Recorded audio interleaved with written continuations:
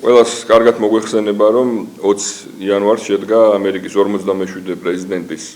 ინაუგურაცია. დონალდ ტრამპს საკუთარ საინაუგურაციო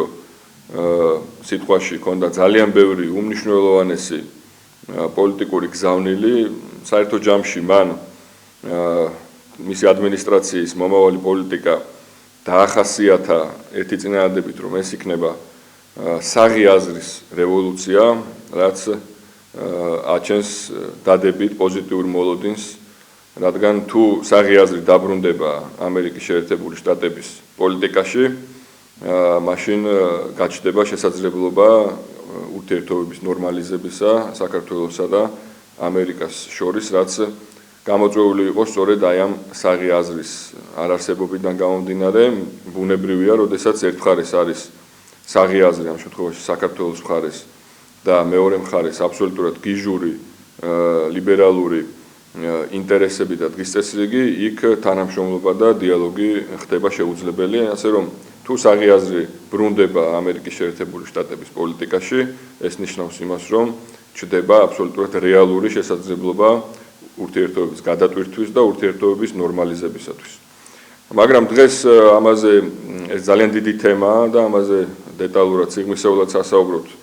არ მოვსულ ვარ. მე მინდა დღეს თქვენი ყურადღება გავამახვილო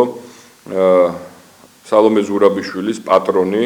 ორგანიზაციის მაკეინის ინსტიტუტის ერთ-ერთი ხელმძღვანელის, რომელიც ასევე გახდათ NDI-ის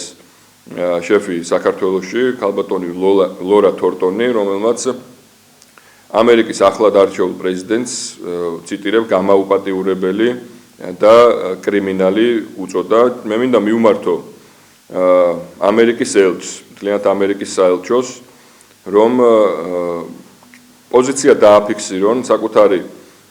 აზრი, საკუთარი შეფასება გვითხრან ქართულ საზოგადოებას, ეთანხმებიან თუ ემიჯნებიან ქალბატონი ლორას განცხადებას, რომელიც არის მათი მოკავშირე, რომელიც ამერიკის საელჩოს, ესე ვთქვათ, პოზიციას ახმოვანებდა ხოლმე და მათ ისინი ერთობლივად გეგმავდნენ საქართველოს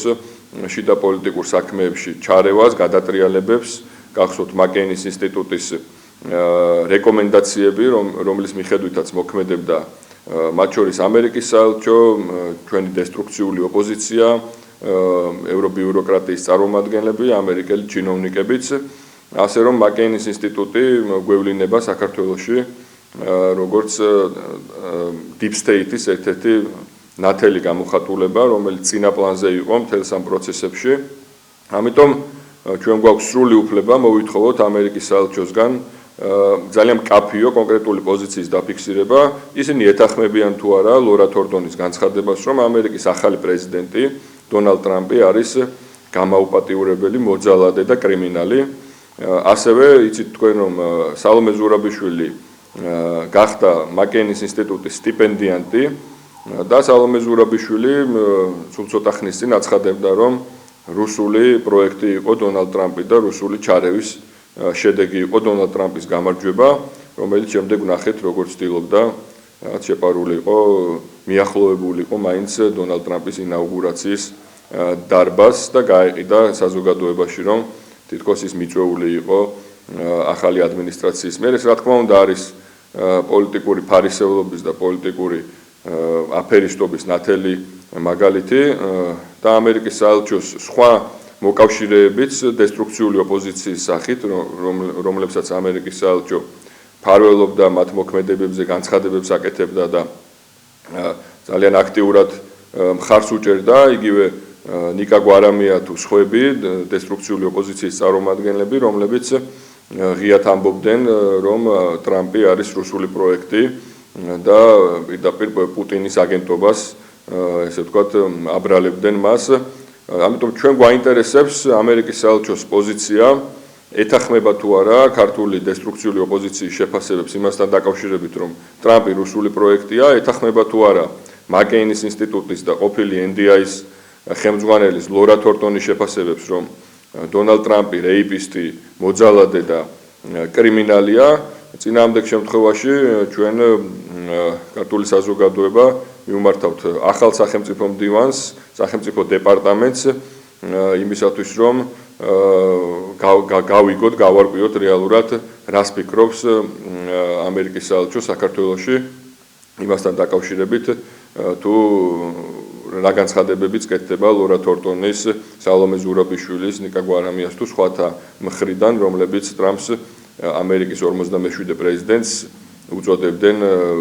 რუსულ პროექტს ლორა თორტონმა საერთოდ მას გამაუპატიურებელი მოძალადე და კრიმინალი უწოდა და ქართული საზოგადოება იმსახურებს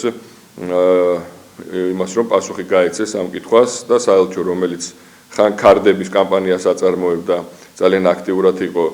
საჯარო კომუნიკაციაში ჩართული მათ აქვთ ვალდებულება რომ ამასთან დაკავშირებით გააკეთონ მკაფიო განცხადება თუ ისინი არ გაემიჯნებიან ლორა თორტონის განცხადებას ქალბატონი დანიგანი მთლიანად ამერიკის საელჩო მაშინ ჩვენ გვაქვს საფუძველი ვიფიქროთ რომ ამერიკის საელჩოც ანალოგიურად ფიქრობს რომ ამერიკის ახალი პრეზიდენტი არის მოძალადე გამაუპატიურებელი და კრიმინალი ასე რომ ველოდებით გამოხმაურებას ველოდებით ამერიკის საელჩოს მკაფიო პოზიციას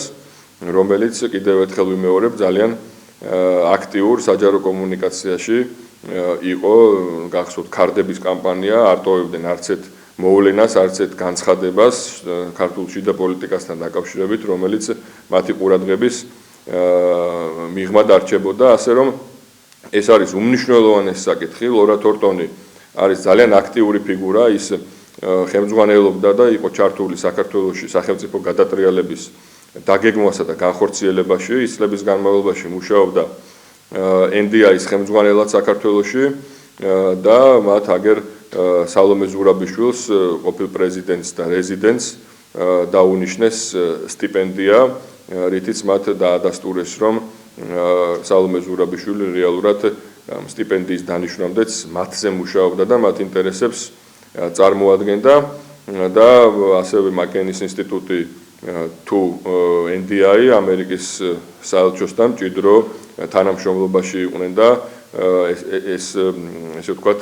იყო ერთი ფლანგი, ერთი კოორდინირებულად მოქმედებდნენ საქართველოში რევოლუციური სცენარების განხორციელებისათვის, ამიტომ ამ ახალი ადმინისტრაციის პირობებში, ახალი სახელმწიფო მდივნის პირობებში და მთლიანად რადიკალურად იცვლება ვხედავთ ჩვენ არის ამის ნიშნები, რომ რადიკალურად იცვლება ამერიკის როგორც შიდა, ასევე საგარეო პოლიტიკა, ამაზე ისაუბრა პრეზიდენტმაც, ამაზე ისაუბრა მარკო რუბიომ, ახალმა სახელმწიფო მდივანმაც, ამიტომ ჩვენ ამერიკის საელჩოსგან ვითხოვთ მკაფიო პოზიციას. ემიჯნება თუ არა ლორა თორტონის განცხადებას, რომ ამერიკის ახალი პრეზიდენტი არის გამაუპატიურებელი, კრიმინალი და მოძალადე. ასევე ემიჯნება თუ არა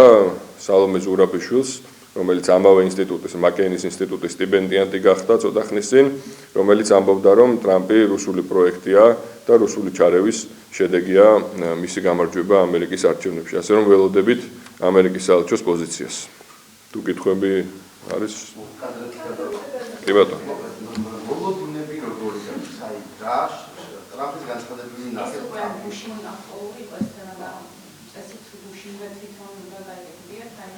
ხო, რადგან თვითონ არ გამოეხმაურენ, ჩვენ რეალურად იძულებული გავხდით, რომ მივმართოთ საჯაროდ მედიის მეშვეობით, ჩვენ შეგიძლიათ ეს შესაბამისი სიუჟეტებში ტექსტშიც გამოიყენოთ, რომ ჩვენ სახელმწიფო დეპარტამენტსაც მივმართავთ წერილით და მაკენის ინსტიტუტის ასე ვთქვათ, მთავარ head office-საც ვაშინგტონში ეს თუ საელჩო არ გამოგვეხმაურება, ჩვენ ჩავთვლით, რომ ისინი ეთანხმებიან ამ პოზიციას. ლორა თორტონი არ არის ამერიკის შეერთებული შტატების რიგითი მოქალაქე, რომელიც რაღაც პოზიციას აფიქსირებს. ლორა თორტონი ფაქტობრივად გვევლინებოდა, როგორც ამერიკის ოფიციალური წარმომადგენელი იყო, NDI-ის ხელმძღვანელი იყო, არის უпростоრად მაკეინის ინსტიტუტის ერთ-ერთი ხელმძღვანელი პირი, რომელიც საქართველოში ძალიან აქტიურად იყო შიდა პოლიტიკაში ჩართული და ამერიკის სახელმწიფოს სახელით ველაპარაკებოდა. კი, ვაპირებთ. საელჩოს საჯაროდ მივმართავთ. საელჩოს საერთოდ ჩაკეტილია ეს კომუნიკაციის არხები, საჯაროდ მივმართავთ ამაზე. ღიად მეტი კანცელარიაც კი არა აქვს ამერიკის საელჩოს. და საჯაროდ მივმართავთ და ისინი ახლა არტოვებდნენ არც ერთ შიდა პოლიტიკურ მოვლენას და ფაქტობრივად არც ერთ განცხადებას, რომელიც ხელისუფლების მხრიდან კეთდებოდა და ხან ქარდებით და ხან სხვადასხვა ფორმით ეხმაურებოდნენ და აქ იმხელა რაღაც მოხდა და ისეთი ბრალდებები მოვისმინეთ, რომ ლორა თორტონის მხრიდან ვფიქრობ, რომ იმსახურებს ეს ამერიკის საელჩოს ოფიციალურ პოზიციას, გაგვაგებინონ, ისინი ემიჯნებიან თუ ესე მდუმარედ ხვდებიან, რაც ნიშნავს, რომ რეალურად ისინი ეთანხმებიან ლორა თორტონის განცხადებას, სალომე ზურაბიშვილის განცხადებას, რომ ეს რუსული პროექტი იყო და რუსული ჩარევა იყო ამერიკის არჩევნებში, ნიკა გვარამიას განცხადებას, რომელიც ამბობდა, რომ რუსეთმა დასვა 2016 წელს საკუთარი კაცი პუტინმა დასვა ამერიკის პრეზიდენტად და ასე შემდეგ, იმიტომ რომ ქართული საზოგადოება იმსახურებს საელჩოსგან ამის დაფიქსირებას და ჩვენ უნდა გაგვაგებინონ, გაგვარკვიონ, ეს არის მთლიანად საელჩოს პოზიცია, თუ გაიმიჯნებიან და იტყვიან, რომ რა თქმა უნდა ისინი ამას არ ეთანხმებიან. რაც შეეხება მოლოდინებს, ცხადია,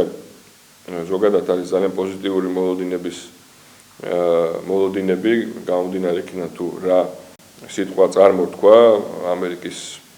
ახალმა პრეზიდენტმა, როგორი იყო მისი წინასაარჩევნო კამპანია, მან